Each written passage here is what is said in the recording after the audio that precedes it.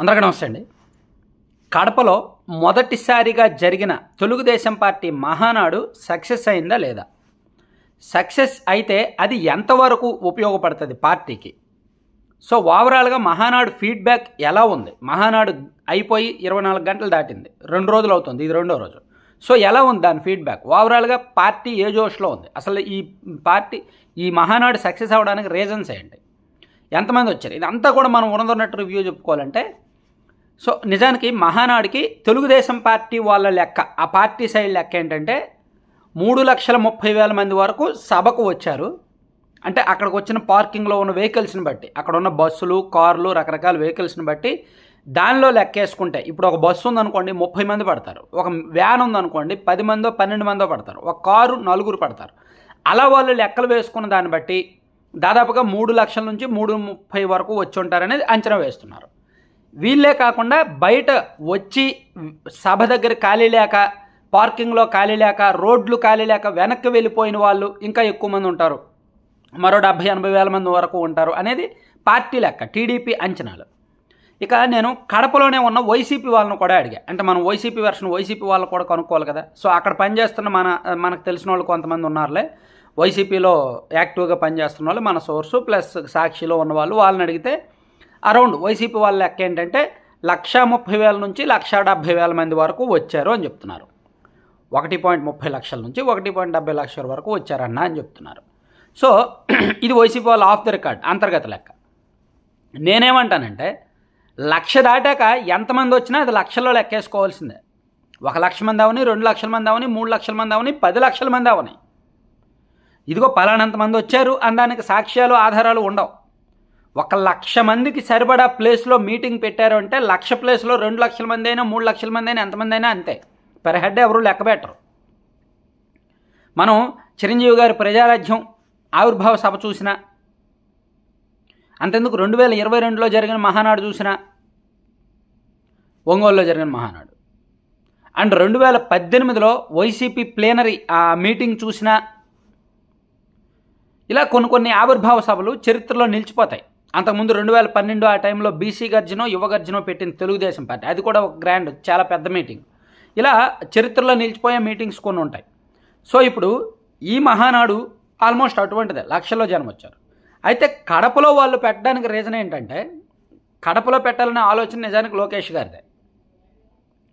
నిజానికి వాళ్ళు ఒక 3 నెలల కిందట మహానాడు పెట్టాలి కదా ఎక్కడా అని అనుకున్నారు.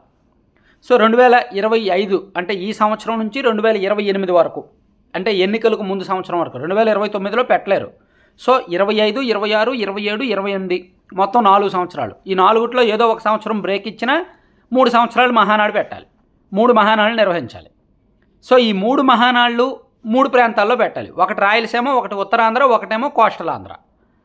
ఇది లెక్క. సో రాయలసీమలో ఫస్ట్ పెడదాం, మంచి సీట్లు వచ్చాయి కదా, మంచి ఓటింగ్ శాతం వచ్చింది కదా. సో ఎక్కడ పెట్టాలి? రాయలసీమలో. మొదట అందరూ కూడా అనంతపురం బెటరు, అనంతపురం తెలుగుదేశం పార్టీ కంచుకోట కదా, ఇప్పుడు కూడా మంచి సీట్లు గెలిపించారు కదా అన్నీ, సో అనంతపురం పెడదాం అని చెప్పి కొంతమంది ప్రపోజ్ చేశారు. కడపలో ఎందుకు పెట్టకూడదు? కడపలో మనకు 10కి 7 సీట్లు వచ్చాయి కదా, గతంలో కూడా కడపలో ఎక్కువ సీట్లు గెలిచిన చరిత్ర ఉంది కదా, కడపలో పార్టీ పునాదులు స్ట్రాంగ్గా ఉన్నాయి కదా, క్యాడర్ బలంగా ఉంది కదా, కడపలో పెట్టి ఎందుకు వాళ్ళకి సంకేతాలు ఇవ్వకూడదు అని లోకేష్ గారి దగ్గర నుంచి ఒక మాట రావడం, దాన్ని తర్వాత పాలిట్ బ్యూరోలో చర్చించడం, చంద్రబాబు గారి దగ్గరికి వెళ్ళడం, చంద్రబాబు గారేమో ఆ కడప జిల్లా నాయకులకు చెప్పడం, వాళ్ళు కూడా దాన్ని తీసుకోవడం, పాజిటివ్గా తీసుకోవడం, అది ఒక ఛాలెంజ్గా తీసుకోవడం, దాంతో ఒక కమిటీ వేసి అంతా కూడా ఒక నెల 15 రోజుల ముందు నుంచి ఏర్పాట్లు చేసి సక్సెస్ చేయగలిగారు. సో ఇట్లా కడపలో మహానాడు పెట్టడం ద్వారా, ఒకటి ఇది వైఎస్ ఫ్యామిలీ కంచుకోట కాదు, తెలుగుదేశం పార్టీ కంచుకోటగా ఉంది. గతంలో 1999, 94 ఎన్నికల్లో మాకు ఎక్కువ వచ్చాయి. సో ఇప్పుడు మళ్ళీ 7 సీట్లు వచ్చాయి. సో ఇది గాలిలో వచ్చిన సీట్లు కాదు, దీన్ని మేము పర్మనెంట్గా ఫిక్స్ చేసుకుంటాం, నిలబెట్టుకుంటాం, రాజకీయ పునాదులు మరింత మెరుగుపరుచుకుంటాం అని ఒక సంకేతాలు ఇవ్వడానికి. కడప అభివృద్ధికి మేము కట్టుబడి ఉన్నాం. నిజానికి రాయలసీమలో ఎంతో కొంత వైసీపీ బాగా స్ట్రాంగ్, టీడీపీతో కంపేర్ చేస్తే ఓపెన్ ఆఫ్, అంటే ఉన్నదన్నట్టు చెప్పుకోవాలంటే రాయలసీమలో మాత్రం టీడీపీ కంటే వైసీపీనే స్ట్రాంగ్. అంటే మొన్న ఎన్నికల్లో గాలి కారణంగా టీడీపీ భారీ మెజార్టీలతో గెలిచింది చాలా సీట్లు.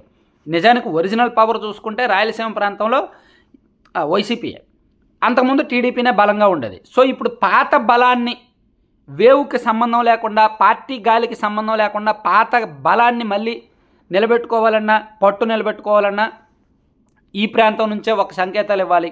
రాయలసీమ అభివృద్ధికి కట్టుబడి ఉన్నామని, రాయలసీమ డిక్లరేషన్కు లోకేష్ గారు కట్టుబడి ఉన్నారని, రాయలసీమకు ఇచ్చిన ప్రతి హామీ నెరవేరుస్తామని, ఆ ప్రాంతంలో ఎక్కువగా ఉద్యోగాలు పరిశ్రమలు తీసుకొచ్చి ఉద్యోగాలు ఇస్తామని, ఇట్లా ఈ అంశాలు, ఈ సంకేతాలన్నీ కూడా రాయలసీమ ప్రాంతంలో ఇవ్వడానికి ఇది సరైన వేదిక, సరైన సమయం అని పార్టీ భావించిందనమాట. అందుకని మొన్న మహానాడు అక్కడ పెట్టారు, దాన్ని సక్సెస్ చేయగలిగారు. సో దీనిలో వేరే అతిశయోక్తులు కానీ ఏమీ లేవు. ప్లాన్ చేశారు, ఒక యాక్షన్ ప్లాన్ రూపొందించారు, అమల్లోకి దిగారు, సక్సెస్ చేశారు. క్యాడర్కి పూర్తి స్థాయిలో క్యాడర్కి ధైర్యం కల్పించారు. సో క్యాడర్ ఒక నమ్మకంతో అయితే తిరిగి వెళ్ళారు. అంటే ఫ్యూచర్ మీద ఒక నమ్మకం, పార్టీ మీద ఒక నమ్మకం. సరే కార్యకర్త అధినేత అన్నారు కదా అని, కాకపోతే కార్యకర్తే అధినేత అన్నందుకు దానికి తగిన ఏ విధంగా చేస్తారనే యాక్షన్ ప్లాన్ చెప్పలేదు. మేబీ వాళ్ళు ఏం చేస్తారనేది చూడాలి.